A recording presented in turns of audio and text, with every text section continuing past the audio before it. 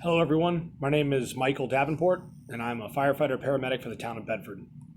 I've worked for the town of Bedford for almost 6 years now. I've been a paramedic here the entire time, and I worked as a paramedic for Cataldo in Boston and Malden and Somerville for about a year before that. I've been a paramedic for 8 years now, and my career goals here at Bedford Fire are to eventually work my way through line officer and up the ranks. I think as we all desire in going through this course. What do I expect to get out of this class? To develop the knowledge and better understanding of leadership in the fire service.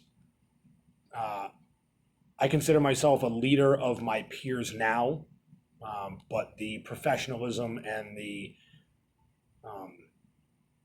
knowledge required to be a line officer and working your way up the ranks in the fire service is very specific.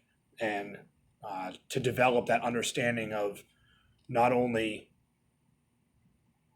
what the instructors can offer us and translate out of a book, but what they have sacrificed and what they've learned personally, and also with projects like this and projects like the organization evaluation to turn the camera and evaluate my organization specifically to learn the intricacies and what the officers are looking at and learn better the requirements, the expectations rather, that will be of that officer that I hope to become. Value and insight that I bring to our class, I would say the value that I bring is energy. I'm a talker, I'm a people person, I'm a go-getter when it comes to projects. I'm very meticulous and detail oriented and a very hard worker. So I work well on my own as well as in groups, excuse me, and I can't wait to get to work, with the rest of you. A little bit of personal information about me. I live in Hooksett with my wife Haley. We have a house over on the Hooksett Allenstown town line, set back off the road a little ways in the woods, which is where I like it. I like to be about as far out as I can get. We are both avid outdoors people, hunters, hunting, fishing, hiking, kayaking. We do most of those things with our dogs. We have 2 dogs.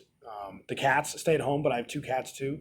A ferret and a whole mess of chickens. And as of this week, we just got bees as well. So we are very busy folks.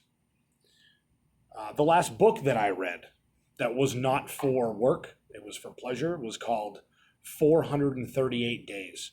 It is the chronicling of a nonfiction story of a Mexican fisherman that was caught in a storm. And the storm destroyed his motor when he was about 100 yards from shore. And he spent the next 14 months, or 438 days to be exact, washed out at sea in the Pacific Ocean and landed 9,000 miles away on the Marshall Islands, which is about the same distance as if you were to fly rather than float from New York City to Moscow. It is an adventure story about the fisherman's obstacles that he faced with him and his partner, who eventually died, his mate there that was in, and I say boat as a fisherman, it was a single engine on a canoe style fishing boat, and they were net fishing. So they had an ice chest on the boat and 2 seats, and that was it. It was about an 18-foot like canoe style boat that he spent 14 months in fishing and catching birds, and he's plagued with complications and storms and illness, but it's a story of resilience, ingenuity, and pure will to survive. And I found that story to be very exciting, and to just listen to a man who time and time again would face suicidal thoughts and wanting to give up, but never did. So he chose to survive, and it was an incredible story.